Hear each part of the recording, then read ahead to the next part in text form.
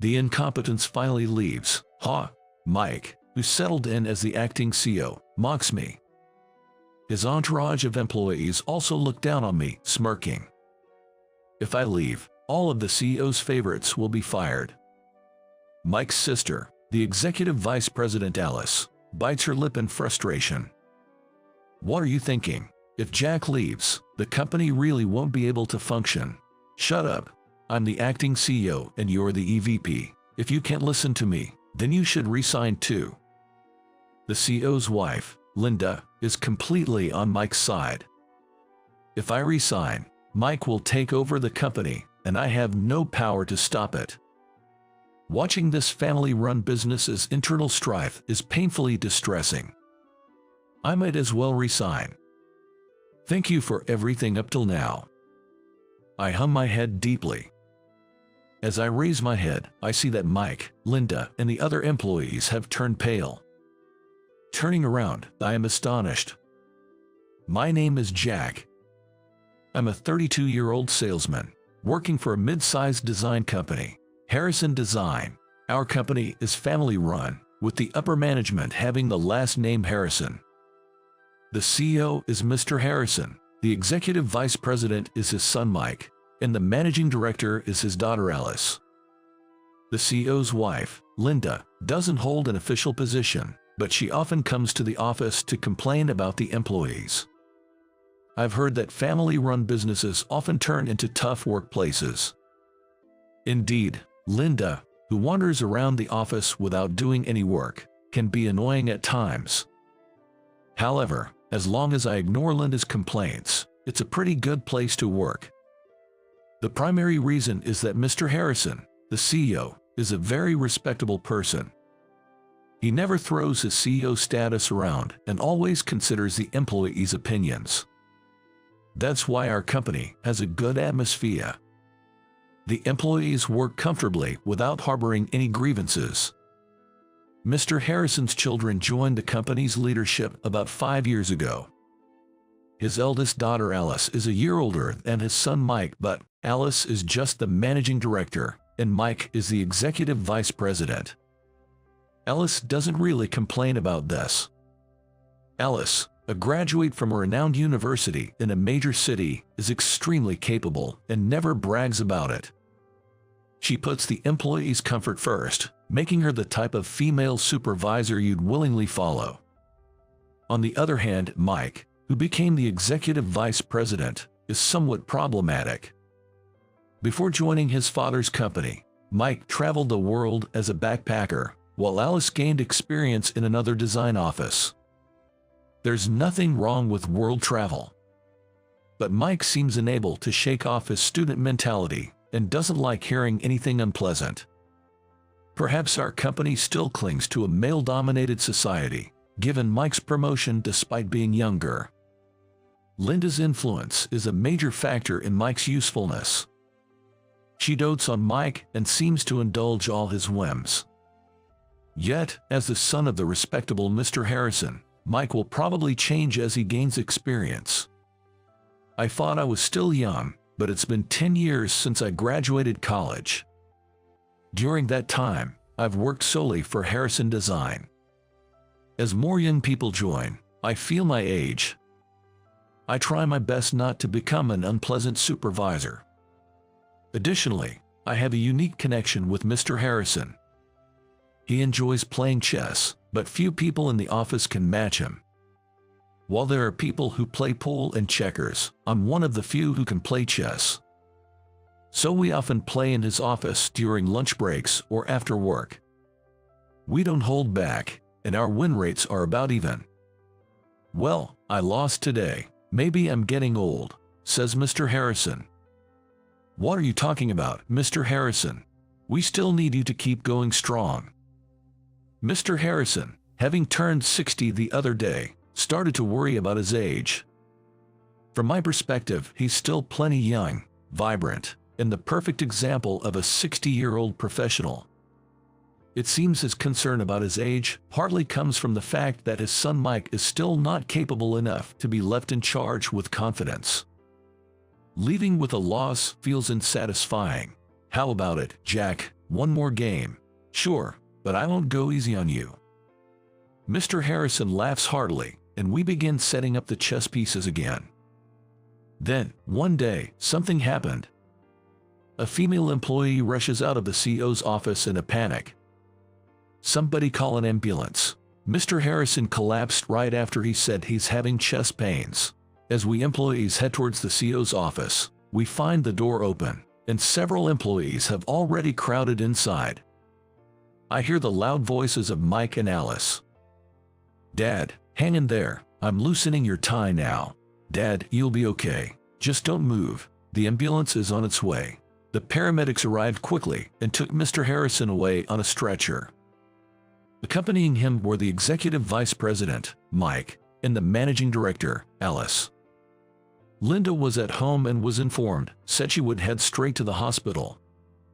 Meanwhile, us at the office couldn't focus on work, anxiously waiting for news from Mike and Alice. Soon, Alice called the company. "Dad's completely unconscious now. He's in a critical condition with arrhythmia and high fever," she said. From that day, a wave of unease spread throughout the office. While we tried to keep working, everyone was whispering about the future of Harrison Design. If Mr. Harrison doesn't make it, will we all lose our jobs? No, the executive vice president and managing director are still here. One of them will take over. But one of them was a significant issue. I thought things might work out if Alice became the CEO, but I was only anxious about the future if Mike took the position. There were several family meetings at the Harrison household. Ultimately, my worst fears were confirmed. Mike, as the eldest son, was appointed the acting CEO. This is what I think is the downside of family-run businesses. But it's not like the employees could vote for an acting CEO. The next day, Mike arrived at the office, taking on his new role with confidence. During the morning assembly, Alice, the managing director, announced it to all the employees. "Mr. Harrison is still unconscious. Harrison Design is facing its biggest crisis since its founding. Let's rally behind the acting CEO and get through this crisis together." As I listened to Alice's words, I find myself lost in thought. Is this really okay for Alice? Is she truly satisfied with this? "A few words, please, acting CEO." I know everyone is anxious at a time like this, but I need you to trust me and give it your all. If we all work hard, surely my father's condition will improve." One of Mike's supporters starts clapping. Soon, other employees join in with the applause. I join in while intently watching Alice. Alice, trying not to reveal her true feelings, joins the applause with a cold smile. An employee standing next to me mutters softly, "What's going to happen now? I'm really worried." It seems I'm not the only one feeling anxious. A few days have passed since Mike became the acting CEO, and its effect is already apparent. Mike has begun implementing major layoffs. It's been 5 years since Mike joined Harrison Design, and there are quite a few employees who are dissatisfied with him. Unfortunately, I am one of them. It appears he wants to get rid of anyone he considers a nuisance. For now, let me explain what's happened so far. Before the layoffs started, Linda had begun frequenting the CEO's office. I don't know what they were discussing, but it didn't seem like good news for us employees. "Hey, someone take somebody to the CEO's office and check out the situation." A female employee made tea and knocked on the door of the CEO's office. We all held our breath, listening to the sound. But unfortunately, hardly any voices leaked out. We waited for the female employee who delivered the tea to return. Soon, she came back running. "It looks like layoffs are definitely happening. Anyone who doesn't align with the acting CEO's views is out. That means those who oppose the executive vice president. No, the acting CEO in the past are definitely targets. What should we do? I've been pretty outspoken." If that's the case, I'm in a similar boat. Ever since Mike and Alice joined the company, it was clear who sided with the EVP and who with the MD. I was firmly anti-VP, meaning I supported Alice. Then two of Mike's supporters from the CEO's office walked in, and we all fell silent. "What's this, a funeral? It's so quiet here. We need to support Harrison Design under the acting CEO now." "Well, who knows how many of you will remain? Just you wait and see." The two supporters exchanged glances and burst into loud laughter. It seemed their future was secure. And so, from the next day, one by one, people were let go. First, it was those who openly opposed Mike's methods. Then, those who had never voiced opposition but sided with Alice when issues arose. Alice became increasingly isolated. It seems Mike drove Alice out of Harrison Design. Despite being siblings with just a year's age difference and sharing the same parents' blood, why couldn't they get along? Eventually, I was the only one left supporting Alice. Alice bit her lip in frustration. "My mother always favored Mike. I've always been the one to oppose her, so I guess I'm not the favorite," Alice said. "Is the acting CEO, Mike, regularly visiting Mr. Harrison at the hospital?" Alice shook her head weakly. "He's left it all to the hospital. He seems to think there is no hope for a recovery. Mike is going to take over Harrison Design for good." "Alice, are you visiting Mr. Harrison in the hospital? How is his condition?" "There's been a significant change, actually. A good one. But Mike's actions have been so swift, I'm not sure if it's going to be in time." The fact that she mentioned in time suggests there might still be a chance for Mr. Harrison's return to the company. I felt a glimmer of hope in the darkness. "Alice, next time you visit Mr. Harrison, please take me with you. I might not be able to make much difference, but I want to help in any way I can for his recovery." "Thank you. I haven't been to visit in the last few days. Let's go right after work today." Just then, one of Mike's supporters approached and directed me to the CEO's office. Alice's face tensed up. It looked like my time had come to be let go. I bowed deeply to Alice. "It's finally time. It's hard to leave you behind, but I guess I have to face him now," I said. "I'm coming with you. I can't stand this outrage," Alice declared. We both entered the CEO's office. Mike sat in a high-back luxury chair, one of his supporters standing to his right, and Linda, looking pleased, stood further to the side. The supporter, who had led me in, quickly positioned himself to Mike's left. "Jack, you're also fired as of today, but you've dedicated 10 years to the company, so we'll call it early retirement. You'll get a decent severance package, so don't worry," Mike announced. There was no point in making a scene. I quietly nodded, understood. Mike mockingly laughed at me. "Glad the incompetent is finally gone." His supporters looked down on me, smirking. Alice bit her lip in frustration but quickly retaliated. "What are you thinking? If Jack leaves, the company really won't be able to function." "Shut up. I'm the acting CEO, and you're the MD. If you can follow my orders, then you should resign too," Mike snapped. Then Linda, who had been standing to the side, spoke up. "You're just like a limbless body now, unable to do anything. You're talented, so why not get hired by another company?" "Mom, are you saying I'm unnecessary for this company?" Alice asked. "Oh, you're just realizing that now. This company will be inherited by Mike alone. Don't worry, we'll adequately replace the employees we've lost," Linda said, smugly. Are these the words a mother bestows upon her own daughter, to whom she gave life? Once I leave, Mike's takeover will be complete, but I never had the power to stop it in the first place. Watching this family-run business split from the inside is heart-wrenching. I feel sorry for Alice, but I'm exhausted too. Maybe it's better to just resign. "Mike, Alice, Linda, I truly appreciate everything you've done for me," I said.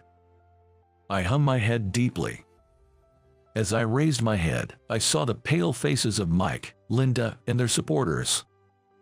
Turning around, I was astonished. There was Mr. Harrison in a wheelchair. A nurse, dressed in plain clothes, was pushing the wheelchair. "The doctor gave me permission to come out for an hour," Mr. Harrison said. Though he looked a bit thinner, Mr. Harrison's eyes were sharp, and he radiated energy. Linda staggered toward Mr. Harrison. When did you recover enough to use a wheelchair?" Linda exclaimed.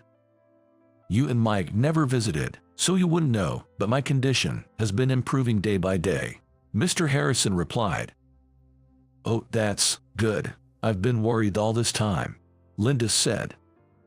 Mr. Harrison snorted and looked away from Linda, turning instead to Mike. "I see you've done quite as you pleased in my absence. Remember, you're only the acting CEO, not the CEO." Initially, Mike seemed unable to grasp the situation, but as Mr. Harrison spoke with firm authority, Mike began to tremble. I was just thinking of the company's best interests. I thought you were done for," Mike stammered. "You underestimated me. I'm not one to be incapacitated by something like this. My pulse has stabilized, and my fever has gone down," Mr. Harrison asserted. "That's great. I've been so worried," Mike replied, trying to sound sincere. Mr. Harrison glared at Mike. "Don't say things you don't mean, but fine. It's probably your mother's influence anyway." "It's a misunderstanding, dear. I would never put such ideas in Mike's head," Linda protested. "I've known you long enough to know better. Anyway, Alice, I'm feeling a bit tired. Could you call an assisted taxi to take me back to the hospital?" Mr. Harrison requested. "Of course, Dad. I'll have you give orders from your hospital room. I'll be your hands and feet," Alice responded. Thanks to the incredible commotion, my early retirement was called off. Mr. Harrison's recovery has been remarkable. He's been working hard on rehabilitation to rebuild the muscles that weakened during his hospital stay. Gradually, he started to walk on his own again. I began visiting the hospital room daily with Alice, and each time we saw him, he seemed more energetic. However, it looked like a full recovery would still take some more time. So, Alice brought a computer into Mr. Harrison's hospital room to make it easier for him to work. With Alice's assistance and me helping her, he could manage his CEO duties for telework from the hospital room. Despite being 60, Mr. Harrison is quite familiar with computers, so he was pleased to be able to work from his hospital room. He opened his laptop and turned on the power. "Well then, what should we tackle first? First, let's restore Harrison Design to its original state." What Alice displayed on the computer screen was a list of employees who had been fired. It might seem too good to be true to fire them on our own accord and then ask them to come back, but we can't operate without them. I'm prepared to apologize to each of them personally, she said. "That's right. I'll join you in apologizing. None of this would have happened if I hadn't fallen ill in the first place," Mr. Harrison agreed. Following Mr. Harrison's instructions, the fired employees were brought back. We all rejoiced at being reunited with smiles. "I'm relieved to be reinstated. I was worried about my remaining mortgage," one employee said. "That's good to hear. Let's continue to support Mr. Harrison," another added. With this, 90% of the original staff was restored. Unfortunately, we couldn't say it was 100% back to the old company. Now, we just needed to post job openings and bring in new talent. A fresh breeze would surely help the company grow even more. Eventually, Mr. Harrison was discharged and began attending work in a wheelchair. Getting sick is no joke. If you let your guard down, your son might just take over the company, he joked. "That's right, Dad. We still need you to be strong," Alice agreed. Mr. Harrison and Alice had a genuinely good relationship, full of mutual trust. Unbeknownst to us, the Harrison family had split into two factions, Mr. Harrison and Alice, and Linda and Mike, sadly opposing each other. Linda must have loved Mr. Harrison to have married him. Maybe love between a man and a woman doesn't last forever. As an unmarried man, I had no right to comment, but with most of the employees back, It was time for retribution against those who had betrayed Mr. Harrison.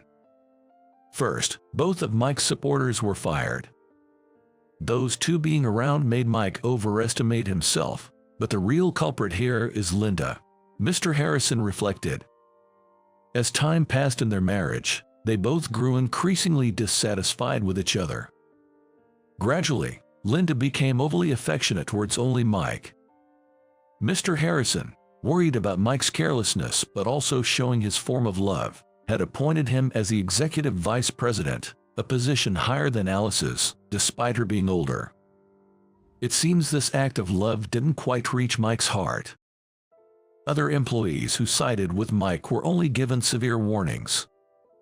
Employees are vulnerable. They have to adapt to whoever is in charge. It was a tough decision for them as well. Mr. Harrison understood this and refrained from demotions or dismissals. The main culprits in this situation were undoubtedly Mike and Linda. For Mr. Harrison, they were his son and wife, but they had to be appropriately punished. Firstly, Mike was demoted to a regular employee for manipulating employee fates in Mr. Harrison's absence. This personal decision seemed to have hit Mike hard. Having been appointed executive vice president upon joining the company, and even using the CEO's office in his father's stead, it must have been unbearable for him. Ashamed of being a regular employee, Mike started coming to the office less frequently. For us in management positions, it was actually convenient not to have him around, as it was unclear how to direct him. However, his frequent absences became a concern, so I asked Alice about his home situation. Alice lived alone, but Mike had always lived with their parents. So, he's been shut in his room, with the housekeeper leaving his meals in the hallway outside. It's unbelievable, Alice said. He might have lost his confidence all at once, I remarked. However, Linda, who dotes on Mike, blames the clue-like turmoil on Mr. Harrison's illness. Their marital relationship seemed irreparably damaged. Both Mr. Harrison and Linda, deeply caring for their children, were living together for their sake, even though it was a struggle. Mr. Harrison decided to punish Linda as well, banning her from entering the company. When Linda complained, Mr. Harrison showed her photos and documents gathered by a detective agency. "You've been having an affair all this time. Did you think I knew nothing about it?" he confronted her. The reason Linda frequently visited Harrison Design was because her lover was there. Her lover was a young employee in his 30s, to whom Linda had been generously giving a lot of money. Since Mike became acting CEO, there had even been talks of promoting this man to a managerial position as a special favor.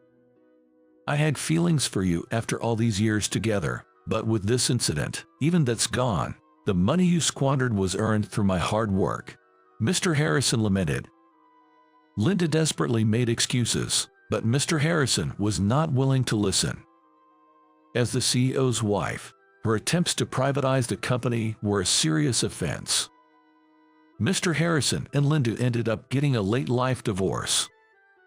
However, Linda's lover quickly submitted his resignation and returned to his hometown. Mike, who adored Linda, vehemently opposed the divorce.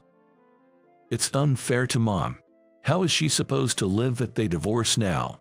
She should just work or do something. It's normal to work to live. You should try working for a change," Mr. Harrison responded. Eventually, Mr. Harrison fired Mike, who showed no inclination to work at all.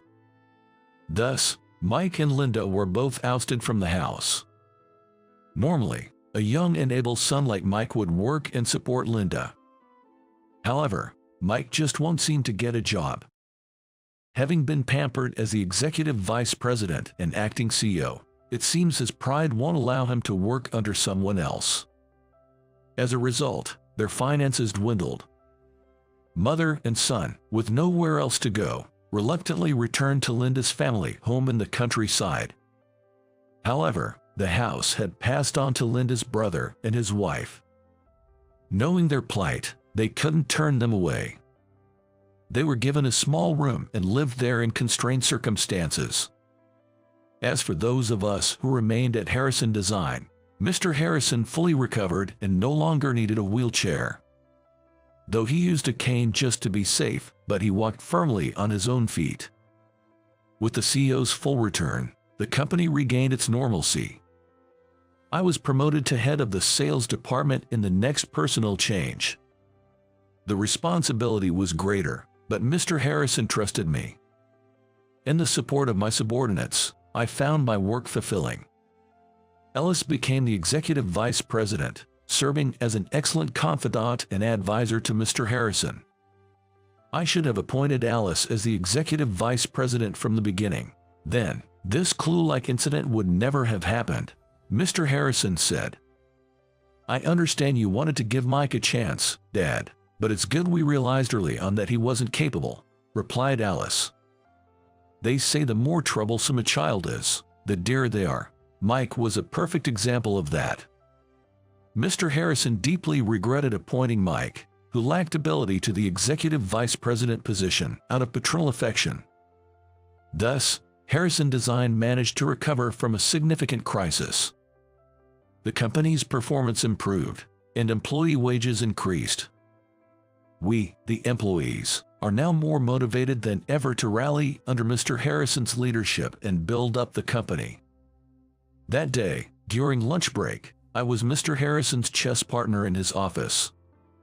Just like before the hospital incident, our skills were evenly matched, leading to wins and losses for both of us. Mr. Harrison seems to enjoy this aspect of the game. Like in business golf, it's no fun if you go easy on me. That's true. I completely understand. Mr. Harrison became silent for a while. Just when I thought he was focusing on the chessboard, he said something unexpected. "Jack, aren't you going to get married? You're at a good age for it." I'm a bit embarrassed to say, but I've been so caught up in work that I haven't had a girlfriend. But you're right, I should start thinking about that aspect of my life. I might not have much credibility in giving marriage advice, considering how mine turned out, but maybe it's time you thought about settling down. Maybe I should start attending mixers then. Just then, Alice entered the room with a knock. "Oh, playing chess again. You two always get along so well." "The only one who plays with me is Jack." Alice casually took a seat next to me, watching our match with interest. "Jack, teach me chess too. I want to study and beat Dad someday." "That's a great idea. Playing against me all the time must be boring for Mr. Harrison." Mr. Harrison looked back and forth between me and Alice, grinning. "How about it? Shall the three of us go out for sushi tonight?" "That sounds lovely. Jack, are you free?" "I don't mind at all. I'd be happy to join." Lately, it seems we're spending more time together like this. For me, it's the most comfortable and pleasant relationship. I was just telling Jack it's about time he thought about getting married. Alice, the same goes for you. Don't stay single forever. I want to see my grandchildren. Well, I do feel a bit rushed thinking about childbirth, but I don't have anyone in mind. Maybe I should go to mixers. Alice saying the same thing made me laugh. I was just saying the same thing. "Alice, shall we go to a mixer together next time?" "Oh, that would be nice. Make sure there are some handsome guys. Maybe it would be quicker if you two got married." Alice and I exchanged glances and laughed. I'd be lying if I said I hadn't thought about her in that way. But I felt I still lacked the credentials to ask her out. Looking at Alice beside me, she seemed to blush with embarrassment. I vaguely thought about asking her out for drinks, just the two of us,